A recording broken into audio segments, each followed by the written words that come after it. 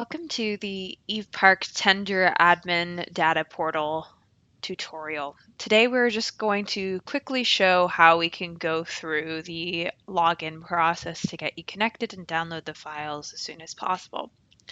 So you should be getting an email that looks like the following, where it has the subject line being Eve Park London Tender Admin and with the name of our team member that will be inviting you to the data room. In this case, it's Ashley Hammerbacher. And you will get an email from this invitations at idealssbdr.com. You should double check quickly your junk mail as well in case it went there. So in this case, you'll see the email. It has the invitation with all the information there, and you can just press the button Enter Data Room. Once you're in the once you click that button, it will send you an invitation to how to log in where you can set up your profile. So it'll have your email address, and then you can put in your name, company name, and you agree to the terms of use and policy. You save the profile. You generate a quick password. In this case, I'll have a quick made-up one there.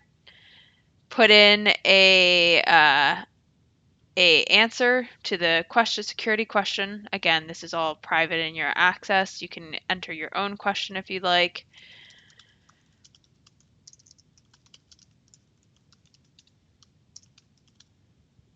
And then put in your phone number.